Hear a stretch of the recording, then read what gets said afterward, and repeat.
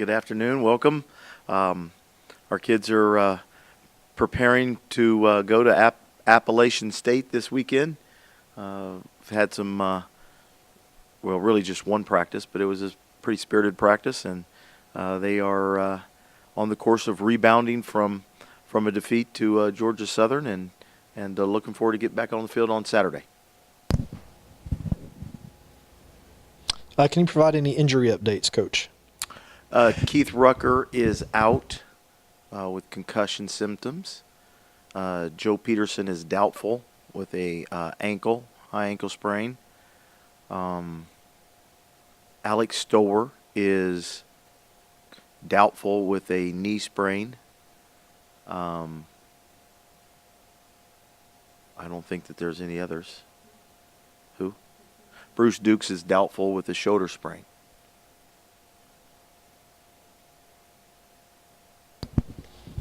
You said on Saturday that you were confident that the guys were going to bounce back with good energy and put up a good performance against Appalachian State. Are you seeing the energy that you wanted to see? Yes, I mean they were down on. We give them Sunday off, and then we bring them in on Monday, and they were down on Monday, but they bounced back today. We had prod them a little bit on Monday, but on today our first real work day. They went out and practiced with a lot of energy and a lot of focus.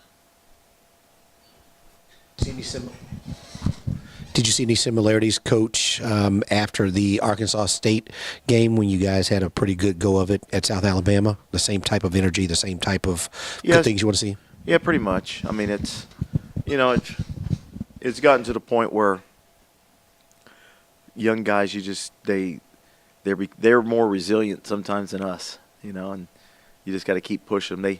You had the lingering effect after the Louisiana Lafayette game that we didn't even show up for the Arkansas State game, but then after that, they learned from their mistake and moved on, and I think that they understand what happened to them on Saturday, and now it's time to learn from it.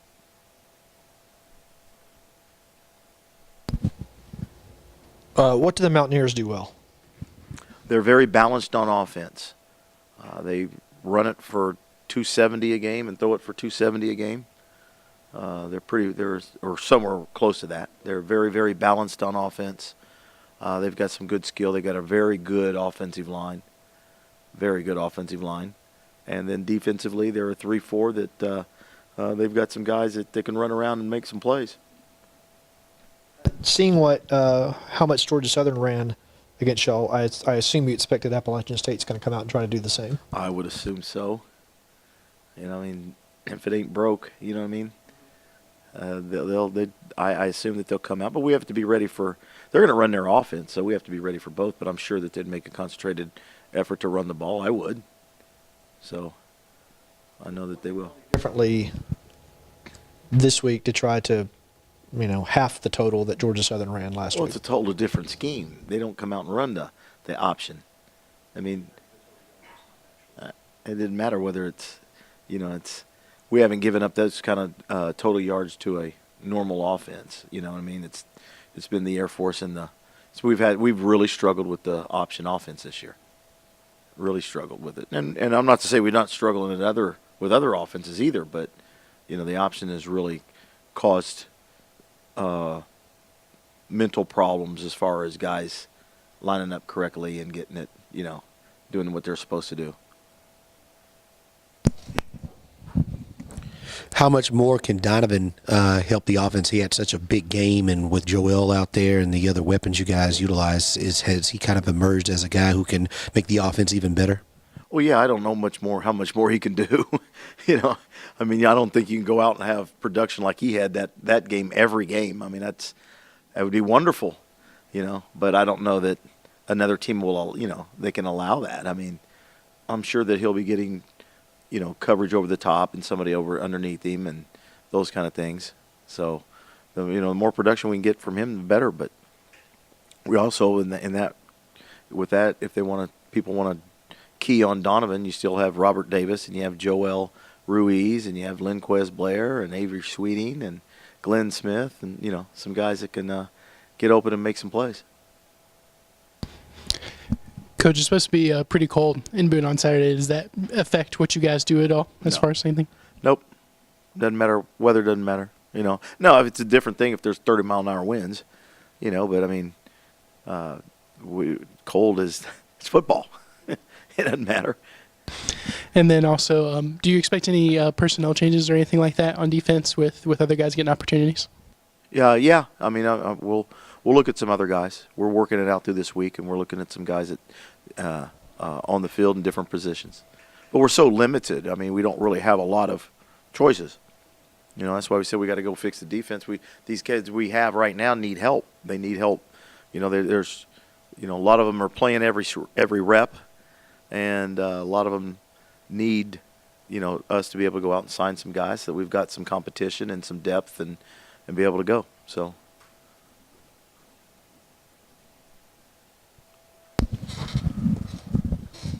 App State had 53 points in their last game. What did you see that made their offense so explosive? You talked about the balance. Were there some other things that made them dangerous? In that game, they ran the ball really well. I mean, they were able to run the ball against Troy for over 400 yards. I mean, that's didn't have to throw it for a lot. They were able to run it really, really well that game. They've got a very good offensive line.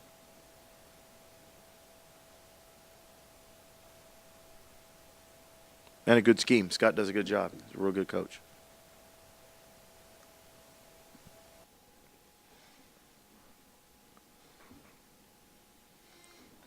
You've mentioned several times in the past that all the Sunbelt teams recruit against each other, but App State seems to be one that you guys go up against a lot on the recruiting trail. They have a number of guys from Georgia. So is winning would winning the game help in that regard? And does that make this game any more important in that regard? It's no more important, but all wins help. Doesn't matter, who it's against. All wins help, and we'll still recruit against them and everybody else. I mean, it's just who targets Atlanta that you're in Georgia, but I mean, there's a lot of Conference USA. Everybody recruits here, everybody.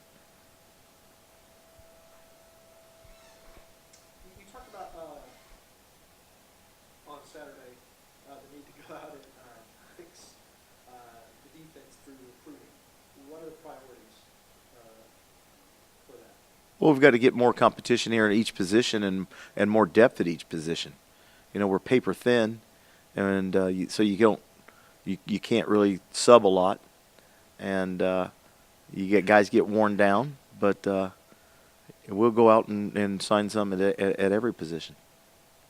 But there's no priority over any other? The whole defense is a priority. We'll sign numerous guys at each position, DB, linebacker, and D-line. So it's all of it's a priority. But the priority is to get the kids that are here right now playing as good as they can play and putting them in the proper positions. And that's on coaching. So that's the task of our defensive staff. Coach, what did you see and what corrections do you want to see made in the running game for this week?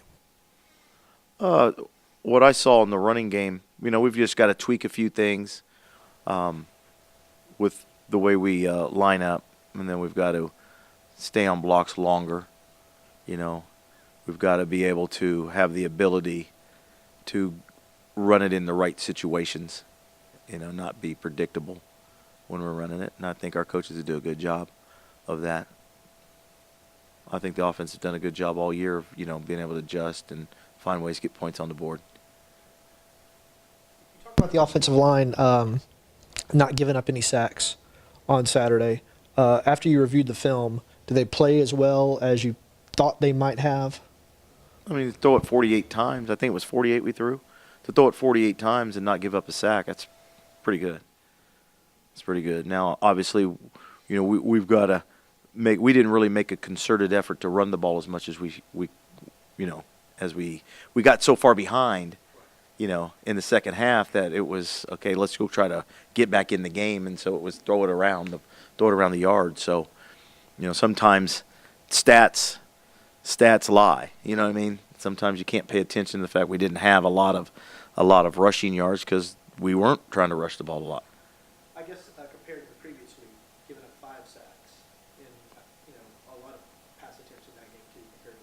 It was you had 5 guys that had played together a little bit longer. You know what I mean? The continuity of the guys up front.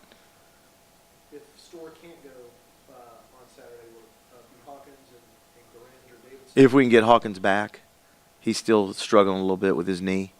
So we've got Davis Moore, Garrett Gorange, Jemai Davidson, Harold Etheridge.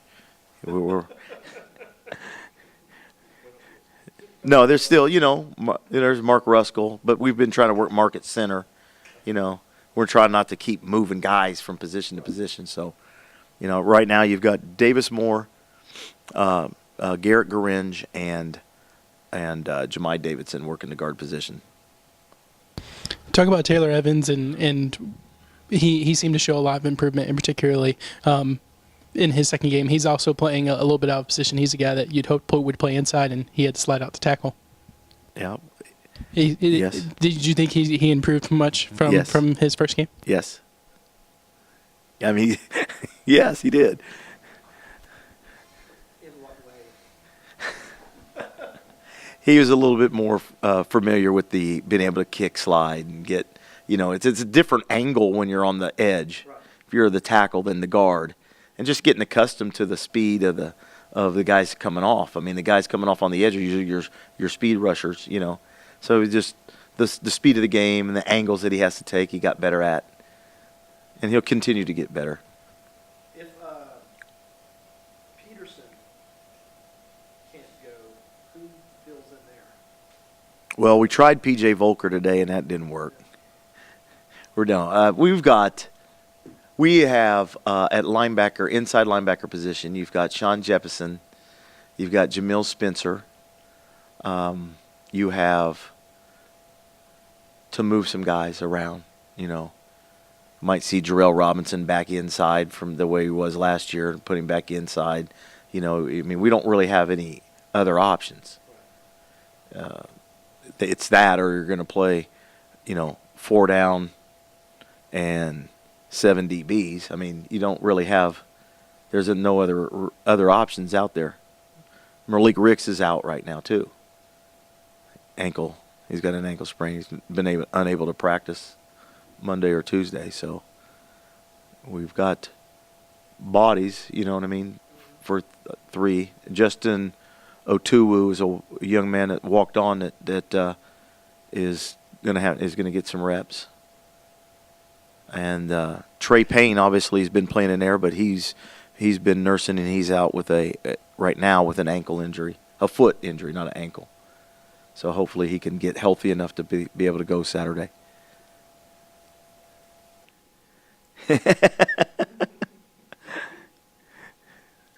So you wanted to be a football beat writer, huh? Better be a football player, it sounds like. Oh, those things happen.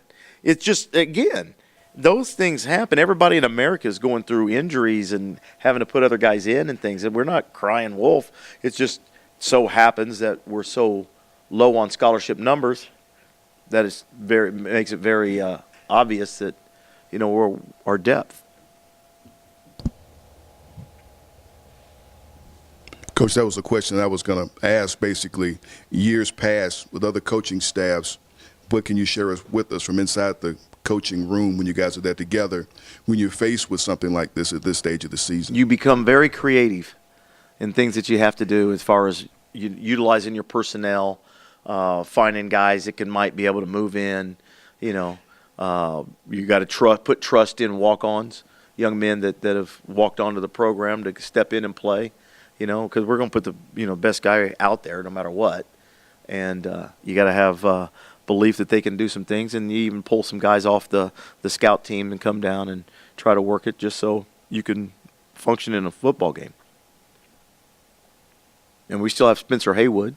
He's a young man that joined us last year, and he'll probably see some time at one of the linebacker positions. So you just got to get guys ready in a hurry. That some of them aren't used to playing in certain positions, and some of them probably aren't used to playing. So you've got to get them game ready. And, we go Monday, we go special teams. So you go Tuesday, Wednesday, Thursday, Friday mentally. So basically 3 days, you got to get them ready.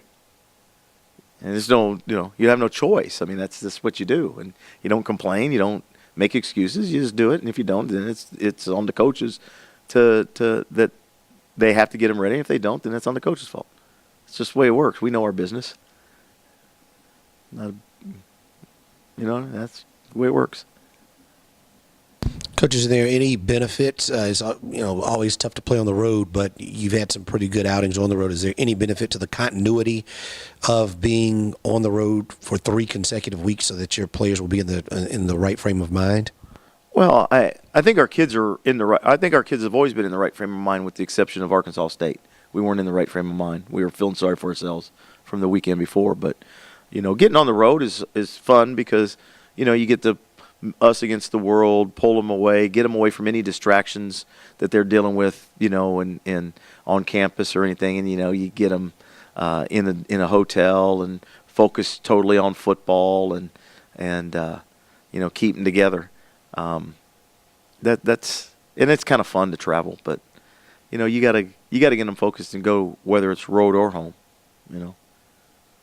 You just try to turn everything into a positive, and eventually when we start winning, which we will start winning, and when we start winning, our home dome experience will be a lot like we had on last Saturday, and that'll be exciting. Yeah, it was fun. Didn't matter who was louder or who wasn't. It was fun. So once we start winning, that's going to happen.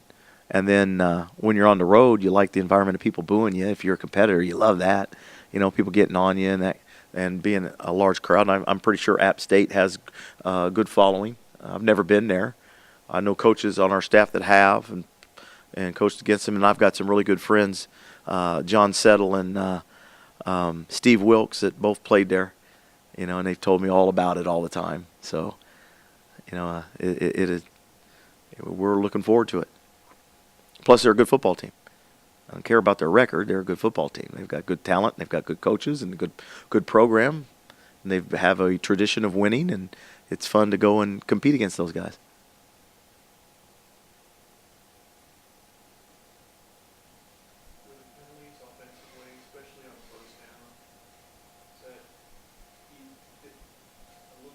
Here, 5 yard. There was a couple of holds, but getting put back in a second and long, or first and long, really, that was a tough. Yeah, it's good for the offense to kind of make their way through that, but kept kicking they themselves in the foot. They overcame, quite a few opportunities when they got penalties. I don't remember exactly how many we had the last game. Since the first couple of games, our penalties have gone, way downhill, and I thought they did a good job overcoming.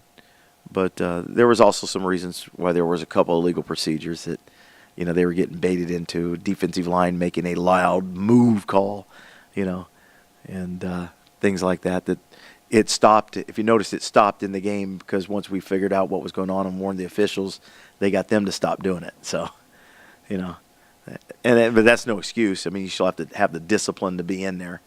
But our kids overcome.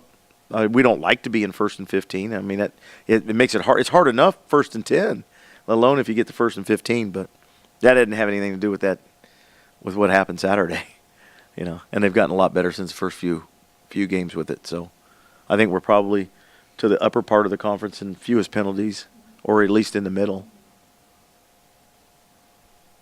Coach, Saturday, what did you think about the team from down south looking like they were going for 2 late in the ball game? Oh, that was obviously I wouldn't have been happy, but that was not their intention one bit. The only person that raised their arms that they had scored was the official on our sideline. So they thought it was the next down, and they didn't think it was. They weren't sending their offense to go for 2. They were sending their offense to run an offensive play. And so, Willie Fritz isn't that type of guy. I don't see it that way. I haven't had that got that feeling about him. And it doesn't matter. What if they did go for 2? It doesn't matter. It's football. It's our job to stop them. We don't whine or cry. There's certain ways you handled it as a coach, but that's our job to.